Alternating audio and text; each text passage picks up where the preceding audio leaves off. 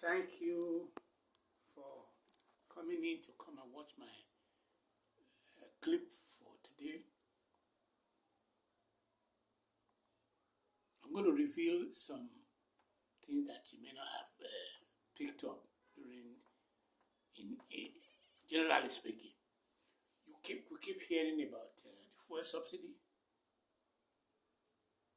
America has fuel subsidy, just like Nigeria have fuel subsidy.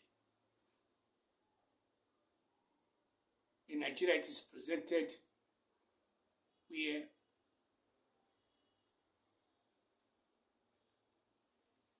the subsidy has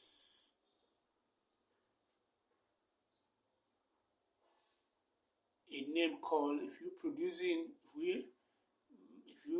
refine a liter of gas for 1,000, the Nigerian will provide 500 and you will pay 500 per liter.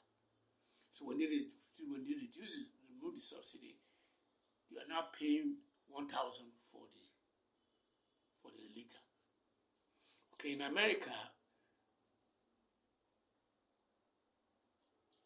the subsidy is given in the form of tax rebate for the company that bring that 1,000 liter to the market. Then the company will get 500 tax rebate, so that when you bring the liter to the market, you are paying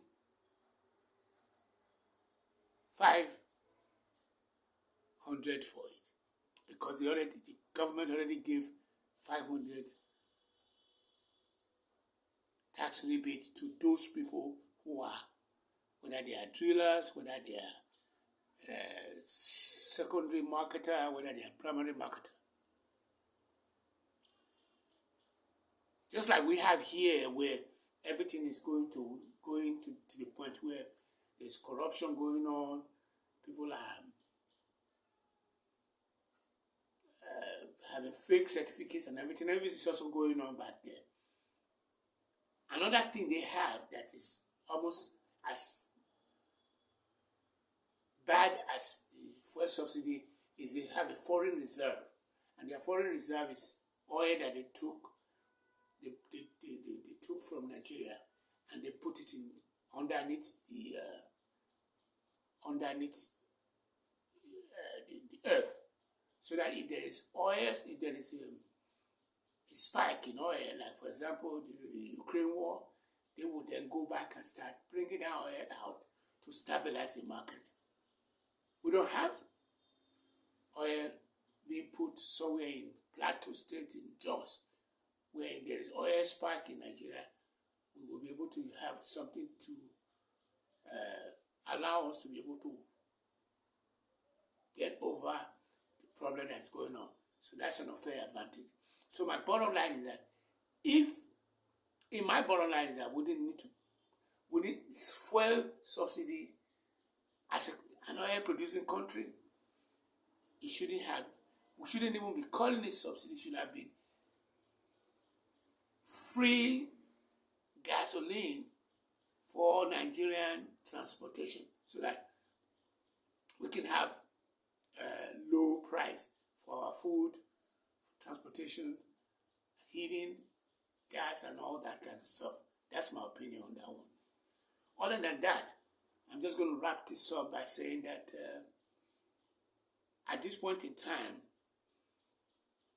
the 2027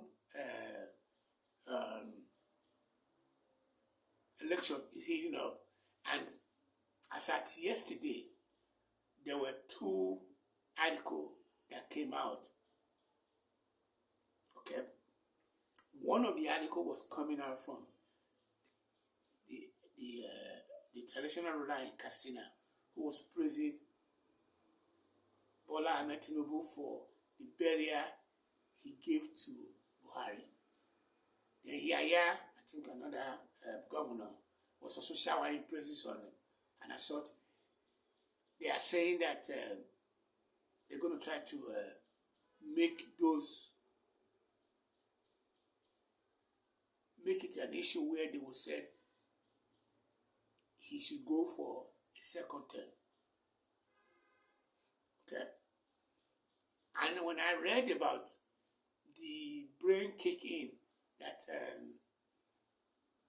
Obi is getting, I find out that Obi's brain is getting to a point where his message is a little bit rusty, but for one reason or the other, if you keep going, at one point in time, the message can resonate where it's a better message, because what those guys, those traditional rulers and the governor was talking about there, they don't have they're always saying that by sentiment, we are Muslims, we're going to try and tell the people what to vote for and who to vote for and who not to vote for. And the fact that Bola Tinubu was doing all this burial means a lot. But that's what they're talking about there. But in the other end of it, I want to make it clear too that Obi's message is kind of a little bit rusty, but he has the time to refine it to the point where at one point in time there's going to be what you call emotional message that can make his message stick, like with the youth, with the women, and with the voting bloc. So that's what I am talking about. I went I didn't have access to my old Facebook account, and I started another one when I got here. Nor do I have access to my Gmail account. But I went in and just typed people's name on Facebook, the way I thought they are, and the message is coming up. When it comes up, I will then send them a message where they can be able to get it back to me. And I'll put my book link in there. My book link is https://selarrow.com/133512713.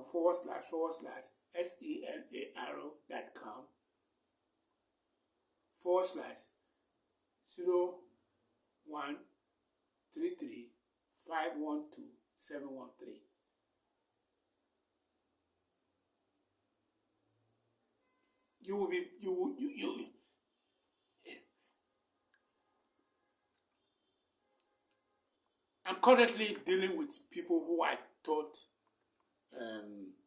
who I had some kind of relationship with, not to a point where we were like buddy, we're not buddying each other. I just had a relationship with them, and I build that relationship and I move on.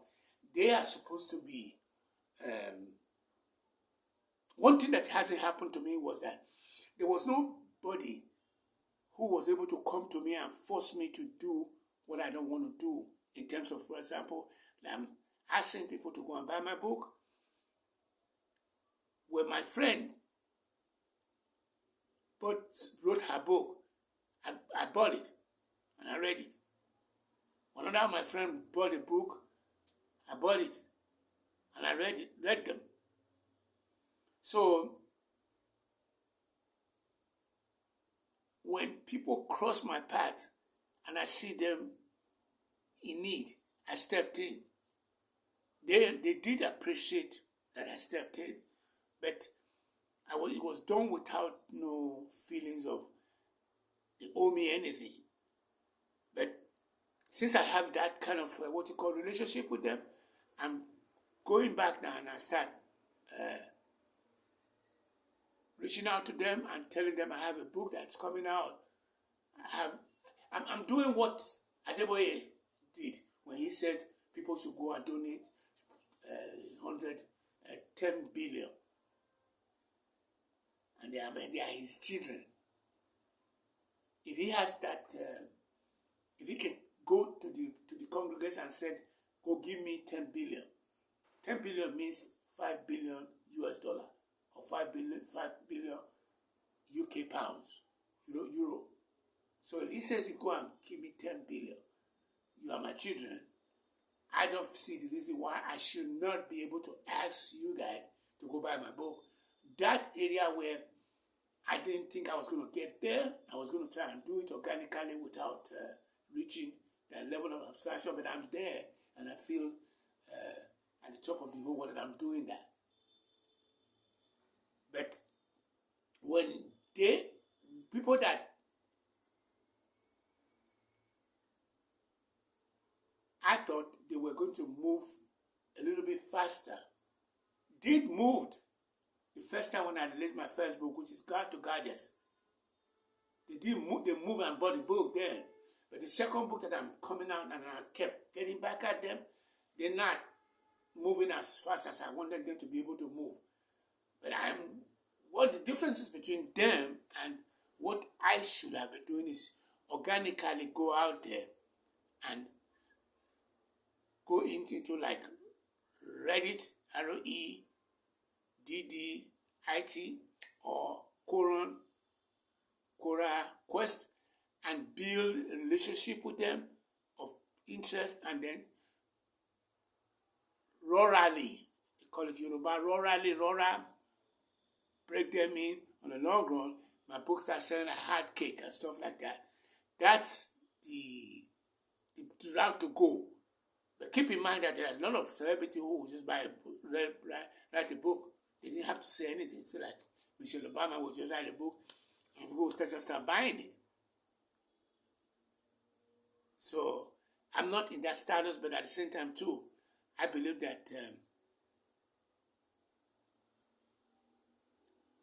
hook or crook, I'm going to make this thing work because I'm already sending messages to people who are in my WhatsApp, and as at yesterday, I tried to figure out what I was going to do with the Facebook thing. What I find out, I thought I would be able to go into Facebook and start seeing whether their profile will come up, whether their phone number will come up like it does on WhatsApp, but it doesn't have that.